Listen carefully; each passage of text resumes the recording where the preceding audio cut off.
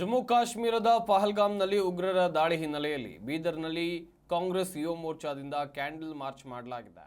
Candle ಹಿಡಿದು ಮೌನ ಮೆರವಣಿಗೆ ಮಾಡಿದ್ರು. ಮೃತರಿಗೆ ಶ್ರದ್ಧಾಂಜಲಿ ಕೋರುವಂತ ಕೆಲಸ ಕೂಡ ಇಲ್ಲ ಆಯಿತು. ದಾಳಿಯಿಂದ ಸಾವನ್ನಪ್ಪಿದವರಿಗೆ ಸಂತಾಪವನ್ನು ಸೂಚಿಸಿದರು ನಾಯಕರು.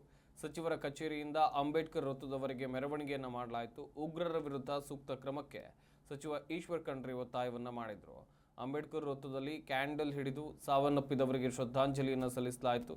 ಹಾಗೆಯೇ ಈ ಒಂದು ಕ್ಯಾಂಡಲ್ ಮಾರ್ಚ್ನಲ್ಲಿ ರಹೀಂ ಖಾನ್, ಕಾಂಗ್ರೆಸ್ ಜಿಲ್ಲಾಧ್ಯಕ್ಷರಾಗಿರುವಂಥ ಬಸವರಾಜ್ ಜಾಬಶೆಟ್ಟಿ ಸೇರಿದಂತೆ ಸಾಕಷ್ಟು ಜನ ಭಾಗಿಯಾದರು.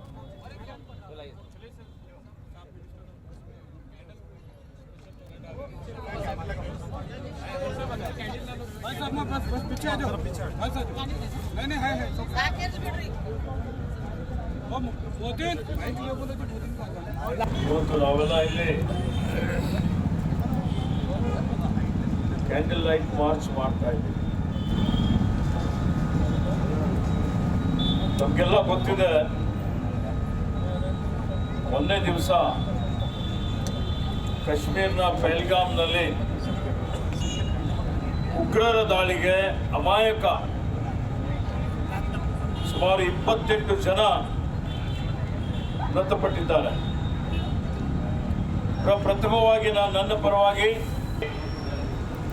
ಈ ಜಿಲ್ಲೆಯ ಜನತೆ ಪರವಾಗಿ ಈ ಒಂದು ಉಗ್ರರ ಕೃತ್ಯವನ್ನು ತೀವ್ರವಾಗಿ ಖಂಡಿಸ್ತೇನೆ. ಆತ್ಮಕ್ಕೆ ಶಾಂತಿ ಕೊಡಲಿ, ಅವರ ಪರಿವಾರದವರಿಗೆ ಅವರ ದುಃಖ ತಡೆಕೊಳ್ಳಿಕ್ಕೆ ಶಕ್ತಿ ಕೊಡಲಿ ಅಂತೇಳಿ ಪ್ರಾರ್ಥನೆ ಮಾಡುತ್ತೇನೆ.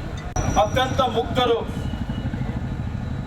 ಇವರದ್ದೇನೂ ಯಾವುದೇ ರೀತಿಯ ತಪ್ಪುಗಳಿಲ್ಲದೆ